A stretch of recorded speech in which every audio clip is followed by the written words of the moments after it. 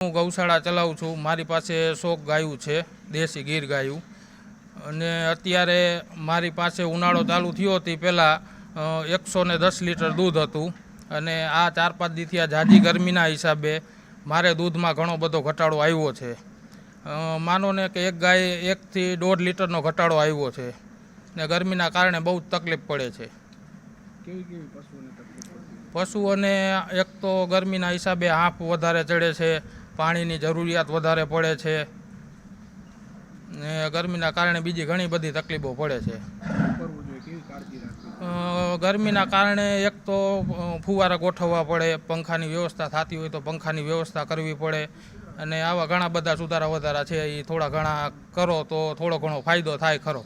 ખાસ કરીને ઉનાળામાં પશુઓને ખોરાક દેવામાં કેવી કાળજી રાખવી જોઈએ? ખોરાક દેવામાં ઉનાળામાં થોડોક ખોરાક ઘટાડવો પડે, કારણ કે પાચનના હિસાબે ગરમી શરીરમાં પેદા થાય, એટલા માટે ખોરાક ઘટી જાય તો થોડો ઘણો ફાયદો થાય એમાંય. 2 મહિનાથી આ ગરમીના વધારે કારણે ગાયોમાં દૂધનો ઘટાડો આવે છે, કે જેથી કરીને ગરમીની હિસાબે એને પૂરતો પોષક ખાઈ ન શકે, પાણીનું જોર વધારે રાખે. કોઈ સંજોગે કદાચ આપણે પાણી પાવામાં એકાદ કલાક વહેલા મોડું થયું હોય તો એનું સંતુલન ફરી જાય, જેથી કરીને એ દૂધમાં માનો કે 1 ટકનું ગણી આપણે તો 6 લીટર દૂધ હોય, બરાબર. તો આ ગરમીના કારણે 1.5 લીટરનો ઘટાડો આવી શકે. જે ગરમીને લઈને પશુઓમાં પણ આ અસર મનુષ્ય સાથે જોવા મળતી હોય છે, કઈ પ્રકારના લક્ષણોમાં ફેરફાર આ પશુમાં આવી જાય છે?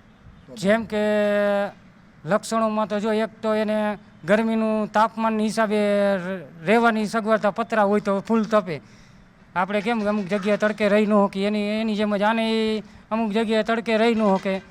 કોઈ પાણી પીવામાં અને એમાં ફૂલ ચાઈત રાખવી પડે આપણે. ઠંડક માટે કઈ પ્રકારનો ખોરાક આપવો જોઈએ અને કઈ રીતની માવજત કરવી જોઈએ? ઠંડકમાં તો અત્યારે આપણે જો મગફળીનો ભૂકો રહ્યો અત્યારે ઉનાળામાં ફૂલ ગરમ પડે, એટલે એ દેવાનો બંધ કરવો જોઈએ. બીજા નંબરમાં પાણીનું જોર રાખવું જોઈએ.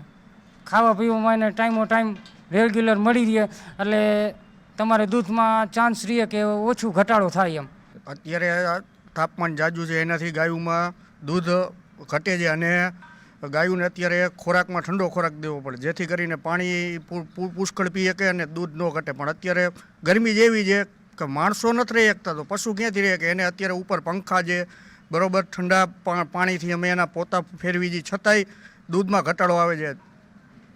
દૂધમાં કેટલો ઘટાડો આવે છે? દૂધમાં લીટર, 1.5 લીટર, ક્યારેક 1.25 લીટર દૂધમાં ઘટાડો આવે છે, જેથી કરીને અમે આને પાણીના પોતા એટલા ઠંડા ફેરવી છીએ કે દૂધનો ઘટાડો ન હોય. પણ આ ગરમીનું તાપમાન જ એવું છે કે ગાયોને અત્યારે સહન નથી થતી, એટલી ગરમી છે. કઈ પ્રકારનો ખોરાક આપવો જોઈએ? ખોરાકમાં અત્યારે જો અમે લીલો ચારો આપી છીએ, મકાઈનું ભૂસું આપી છીએ, બરાબર, ગરમ ખોરાક કાંઈ દેતા નથી, જેથી કરીને ગાયોને ગરમીમાં દૂધ ન ઘટે અને ગાયોને કાંઈ તકલીફ ન પડે, એટલે ઠંડો ખોરાક આપી છીએ. આ વખતે જેમ જોઈએ કે ગરમીનો પારો સતત વધતો ગયો છે, અને એમાં પણ જો આ સુરેન્દ્રનગરને આ બાજુનો જો પટ્ટો જોઈએ તો એમાં 45-46 ડિગ્રી સુધી તાપમાન પહોંચી ગયું છે.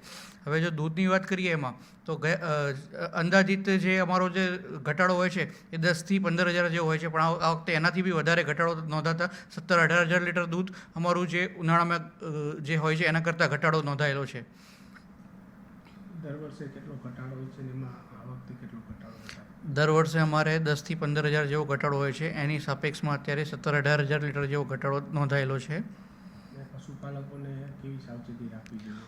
પશુપાલકોને એક તો સૌથી પહેલાં જે એમના ઢોર ઢાંકર છે તેને છાયામાં રાખવા જોઈએ. બીજું, તેમને જેટલા બી ઢોર ઢાંકર છે એમને 24 કલાક પૂરતું પાણી મળી રહે તેની વ્યવસ્થા કરવી જોઈએ. એ સિવાય લીલો સૂકો ચારો મળી રહે તે પ્રમાણે પૂરતો પોષકક્ષમ આહાર મળી રહે તેની વ્યવસ્થા કરવી જોઈએ. એ સિવાય જો જરૂરિયાત લાગે તો ઘણા પશુપાલકો પંખા તેમજ એસીની પણ વ્યવસ્થા કરતા હોય છે, તો જો બની શકે તો પંખાની વ્યવસ્થા પણ કરવી.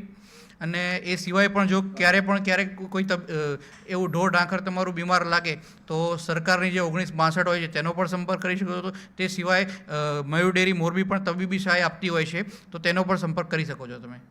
હાલમાં ઉનાળાની સ્થિતિ જોતા અને ગયા વર્ષે લંપી વાયરસના લીધે અંદાજિત આશરે લગભગ 15,000 આસપાસ દૂધની આવક ઓછી હતી, ઘટાડો હતો.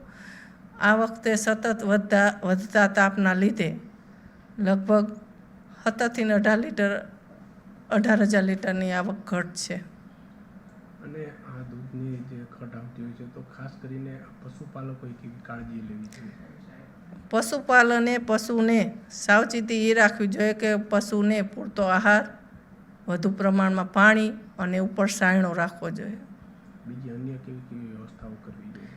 હાલમાં અમે સંઘ પોતે મયુર ડેરી દરેક પશુને કોઈ પણ જાતનું અશક્તિ, કોઈ બીમાર પડે તો પણ એને સર્વિસ આપી છીએ. અને કઈ રીતે ખાસ સંપર્ક કરી શકાય આવી સેવા મેળવવા માટે? સંપર્કમાં અમારા સુપરવાઇઝરના કોન્ટેક હોય અને અમારો એક નંબર છે. અને બીજું કે આ જે તમે સેવા આપો છો તે માત્ર નોંધાયેલા પશુપાલકો છે એના માટે કે દરેક લોકો માટે છે? ના, મંડળી સાથે સંકળાયેલા દરેક કદાચ દૂધ ન ભરતા હોય હાલની સ્થિતિમાં તોય એને આપે છે.